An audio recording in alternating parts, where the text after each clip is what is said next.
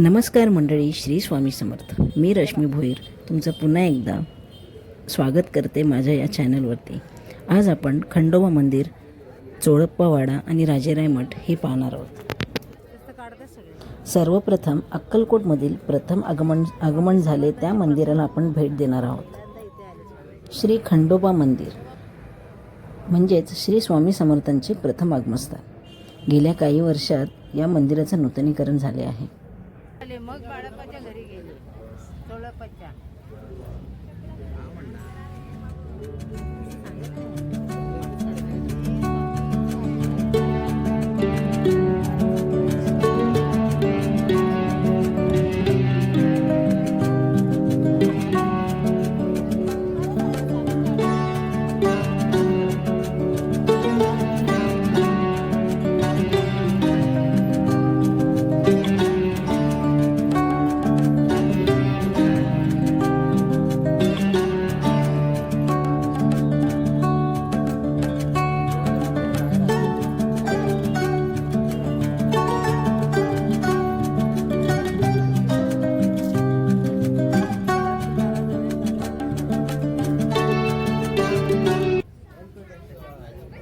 मुख्य गाभाऱ्यात मधोमधच पितळी कासव आहे.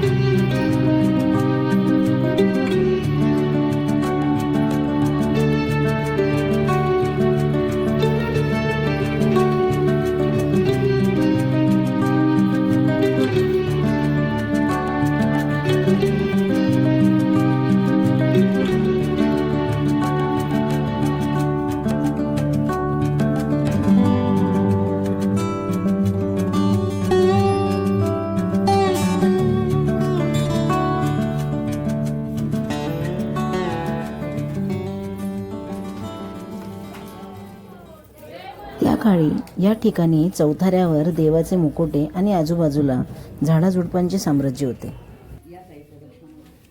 मुख्य गाभाऱ्यात मधोमधच खंडेराय, त्यांच्या पत्नी म्हाळसादेवी आणि बानुबाई यांचे मुखवटे आहेत.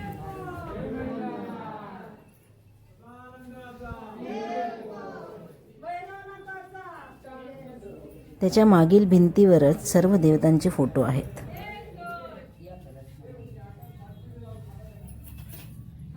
खंडोबाच्या बाजूला श्री स्वामी समर्थ ज्या ठिकाणी वास्तव्यास होते ती जागा आहे. आता त्या जागी स्वामींची तसबीर आणि पादुका आहेत.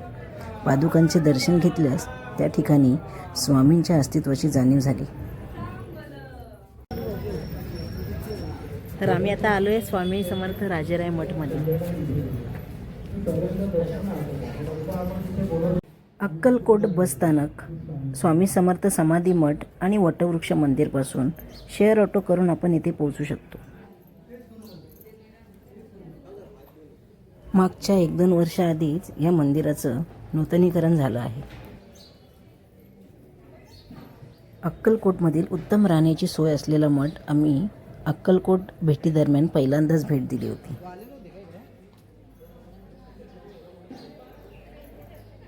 श्री राजेराय मठ, सद्गुरू बेलेनाथ बाबांच्या राजेराय मठ श्री स्वामी समर्थांच्या पदस्पर्शाने पावन झालेला, अक्कलकोट भूमीतील स्वामींच्या इच्छेने बांधलेला मठ म्हणजेच श्री राजेराय मठ, जो अत्यंत सुंदर आणि शांत असा हा मठ आहे.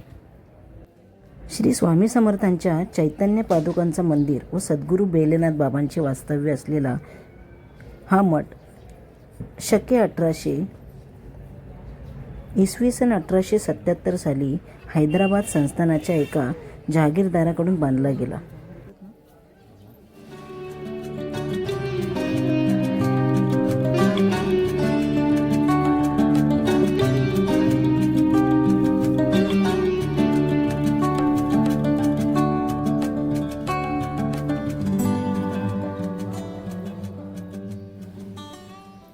सन 1953 साली आलेल्या एका बालसाधूने मठाच्या जीर्णोद्धारास प्रारंभ केला व आपले अवतार कार्य चालू केले. तेच हे सद्गुरू श्री बेलनाथ महाराज.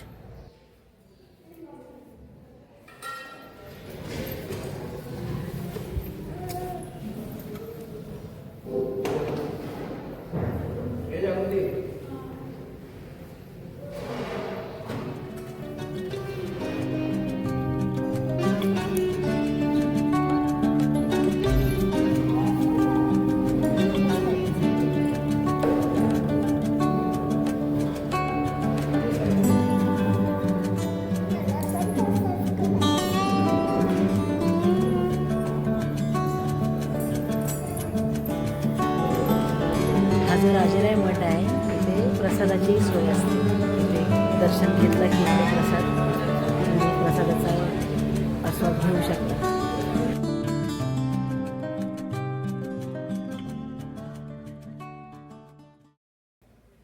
मठात भक्तांसाठी भक्तनिवास, महाप्रसाद, नामसाधन गृह, पारायण गृह व ग्रंथालय इत्यादीची सोय असून वर्षभरात धार्मिक, सामाजिक व शैक्षणिक उपक्रम राबविले जातात.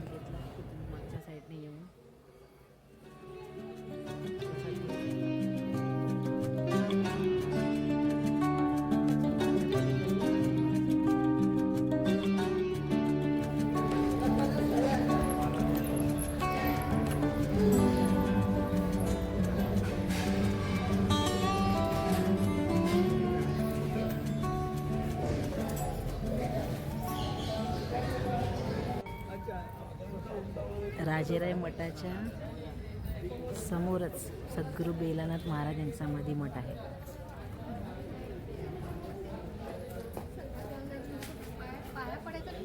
बेलनाथ बाबा हे सिद्ध पुरुष असून ते साईबाबा यांचे प्रतिरूप असल्याची त्यांच्या भक्तांची भावना आहे. त्यामुळे त्यांची शिर्डीच्या साईबाबांच्या स्वरूपामध्ये असलेली मूर्ती त्यांच्या समाधी स्थानाजवळ स्थापित केली आहे. पहिल्यांदा पाहिलं तर ते शिर्डीच्या साईबाबांची मूर्ती वाटते, पण जवळ येऊन पाहाल तर ते बेलनाथ महाराजांची मूर्ती आहे हे लक्षात येते.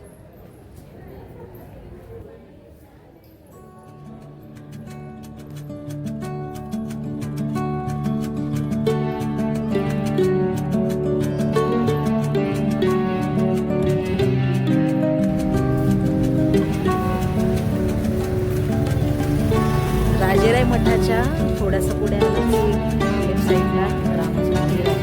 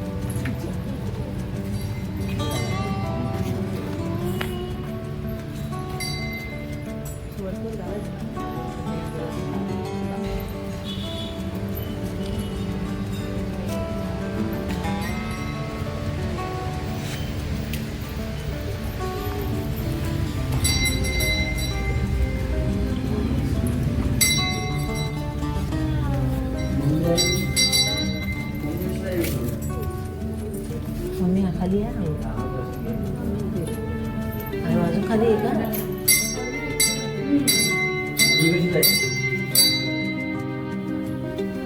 खाली अजून खालून जायचं आहे.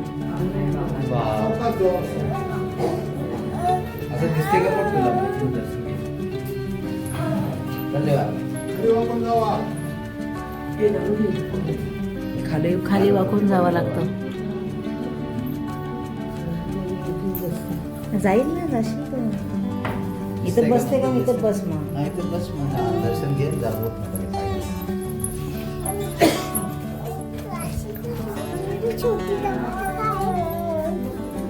तुझ्यासारखी छोटे छोटे झालं.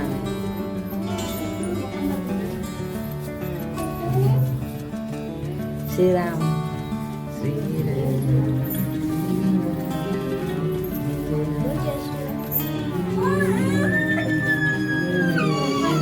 जय श्रीराम. जय श्रीराम.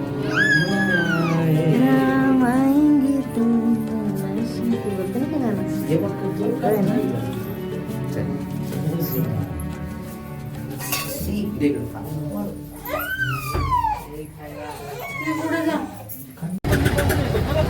आम्ही आता आलोय स्वामी समर्थाच्या समाधी मंदिरात.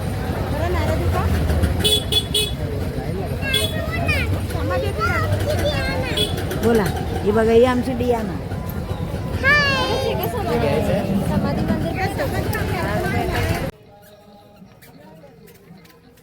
श्री स्वामी समर्थ समाधी मठ तसेच चोळप्पा महाराजांचा वाडा. अक्कलकोट बस स्थानकांपासून पुढे चालत फक्त 5 ते 10 मिनिटाच्या अंतरावरच श्री स्वामी समर्थ मठ आहे. पुंडलिकांसाठी आले परब्रह्म, तैसेचे चोळप्पासाठी राहिले श्री स्वामी समर्थांचे परमभक्त चोळप्पा महाराजांची पुण्याई म्हणून श्री स्वामी समर्थांच्या पदस्पर्शाने त्यांचे घर पावन झाले.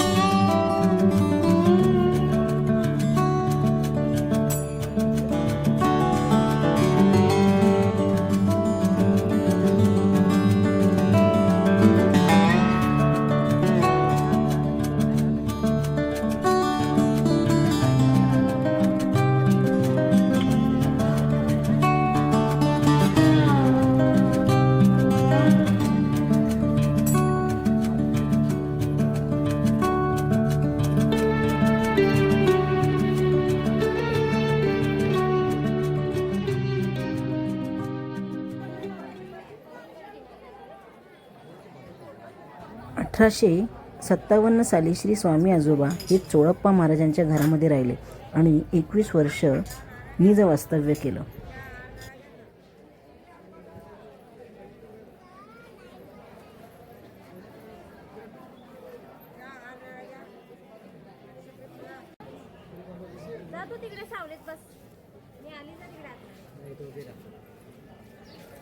गेल्या 3-4 वर्षाआधी या मंदिराचं नूतनीकरण झालेलं आहे.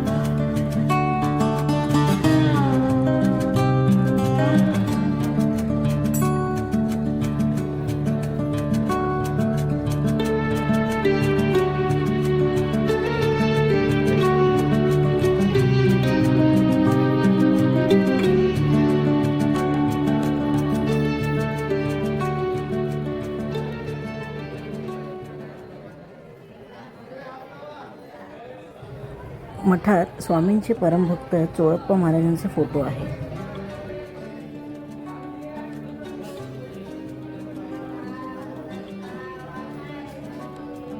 मठामध्ये महाराजांच्या काही लीला आपणास फोटोत पाहाव्यास मिळते.